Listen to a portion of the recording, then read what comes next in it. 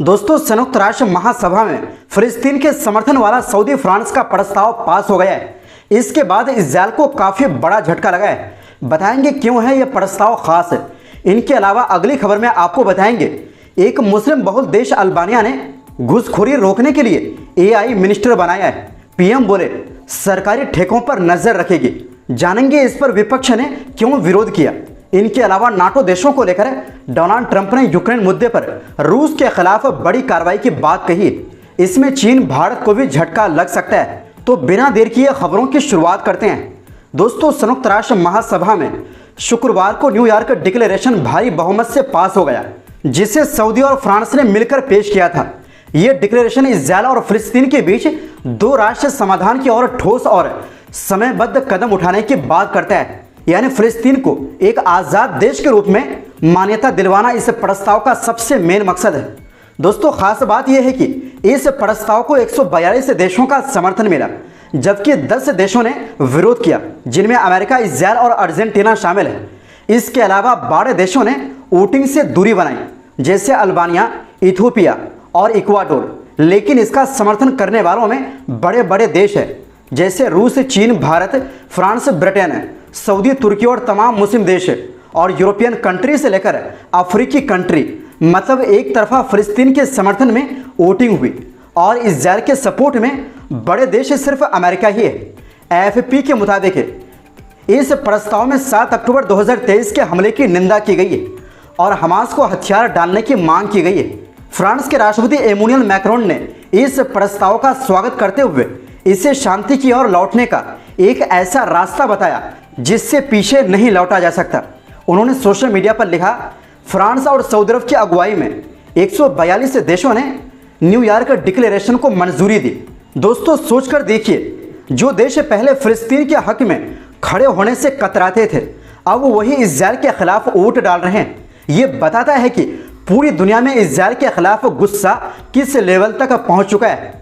ये डिक्लेरेशन ठीक 22 सितंबर को होने वाली संयुक्त राष्ट्र की पेरिस रियाद शिखर बैठक से 10 दिन पहले आया है, जिसमें मैक्रोन ने फिलिस्तीन को मान्यता देने का ऐलान करने का वादा किया है।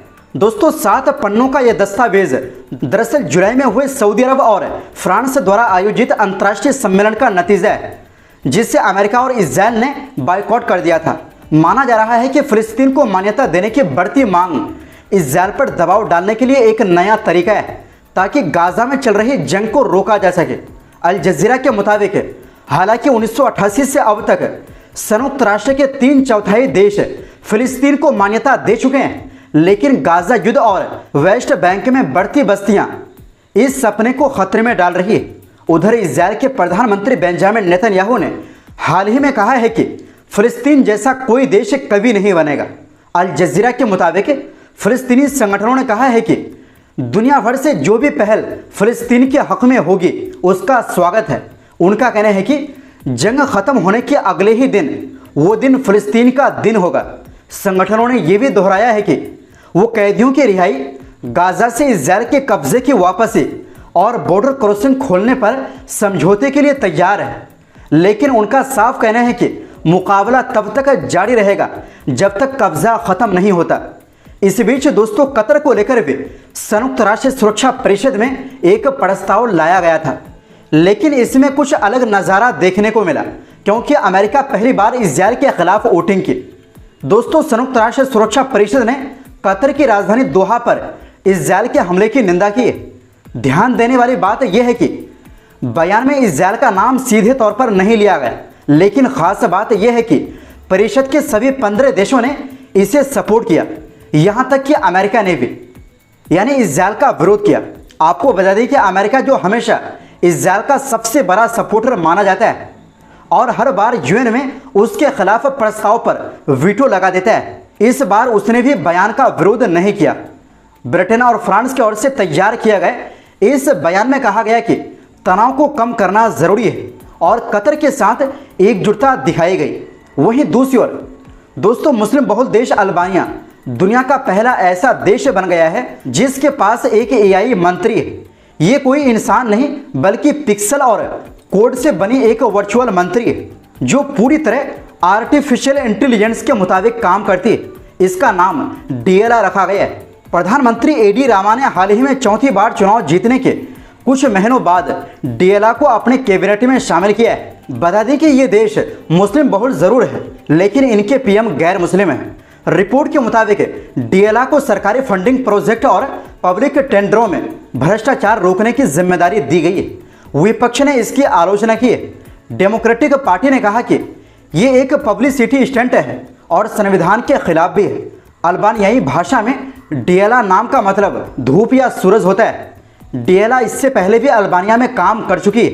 वो एक एआई आधारित वर्चुअल असिस्टेंट थी जो नागरिकों को सरकारी दस्तावेज पाने में मदद करती थी। यानी कि अल्बानियाई नागरिक पहले से ही डीएलआ से परिचित है। रामा का दावा है कि डीएलआ ने ई अल्बानिया प्लेटफॉर्म पर 10 लाख से ज़्यादा लोगों की मदद की, लेकिन अब उनका इरादा है कि डीएलआ को एक साधारण चैट बोर्ड से कहीं आगे ले जाकर सरकारी कामकाज का अहम हिस्सा बनाया जाए। रामा कहते हैं कि बड़ी बड़ी विकसित अर्थव्यवस्थाएं अभी भी पुराने तरीकों पर अटकी है, जबकि अल्बानिया इस पहल के जरिए एक बड़ी छलांग लगा सकता है। रामा ने कहा कि उनका मकसद अल्बानिया को ऐसा देश बनाना है जो पूरी तरह करप्शन फ्री हो। एआई मंत्री बनाना एक प्रतीकात्मक कदम है, क्योंकि अल्बानिया के संविधान के मुताबिक मंत्री बनने के लिए इंसान का वयस्क यानी बालिग और सक्षम होना जरूरी है। लेकिन फिर भी एक इंसान की बजाय एआई को चुनने के कई फायदे बताए जा रहे हैं। डीएलआ कभी सरकारी सीक्रेट लीक नहीं करेगी, न ही भ्रष्टाचार या खर्च घोटालों में फंसेगी। उसे सिर्फ बिजली चाहिए। दोस्तों, आपको बता दें कि इससे पहले जून में रामा ने कहा था कि एक दिन अल्बानिया में डिजिटल मंत्री होगा, यहाँ तक कि एआई प्रधानमंत्री भी हो सकता है। तब बहुत कम लोगों ने सोचा होगा कि यह इतनी जल्दी हकीकत बन जाएगा। डीएलआ की नई भूमिका को लेकर मिली जुली प्रतिक्रिया सामने आ रही है। विपक्षी डेमोक्रेटिक पार्टी ने इसे हास्यास्पद और संविधान के खिलाफ कहा है। वहीं कुछ लोगों का मानना है कि यह अच्छी पहल है। वैसे आप क्या मानते हैं? अपनी राय कमेंट बॉक्स में जरूर दें।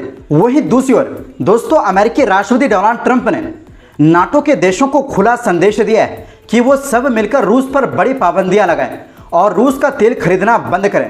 ट्रंप ने कहा कि वो तैयार है रूस पर भारी भरकम सैंक्शन लगाने के लिए, लेकिन तभी जब नाटो के सभी देश भी इसी लाइन पर चलें। इतना ही नहीं, ट्रंप ने चीन को भी टारगेट किया। उन्होंने सुझाव दिया कि नाटो के देश चीन से आने वाले सामान पर 50 से 100% तक टैक्स लगाएं ताकि चीन रूस की मदद कम करें। दोस्तों, ट्रंप पहले भी धमकी दे चुके हैं कि अगर जंग नहीं रुकी तो वो सिर्फ रूस पर नहीं बल्कि उन देशों पर भी सख्त कार्रवाई करेंगे जो रूस से तेल खरीदते हैं, जैसे भारत और चीन। दरअसल हाल ही में ट्रंप ने भारत से आने वाले सामान पर 25% एक्स्ट्रा टैक्स भी लगा दिया और इसका कारण यही बताया कि भारत अभी भी रूस से तेल आयात कर रहा है। यानी अमेरिका जो चाहे अपनी मर्जी से कर सकता है, लेकिन अगर कोई देश अपना मर्जी से चले तो अमेरिका को इससे तकलीफ होने लगती है। तो दोस्तों, फिलहाल के लिए इस रिपोर्ट में बस इतना ही। फिर मिलते हैं एक नई रिपोर्ट्स के साथ। इस पूरी रिपोर्ट पर आपकी क्या राय है? अपनी राय कमेंट बॉक्स में ज़रूर दें।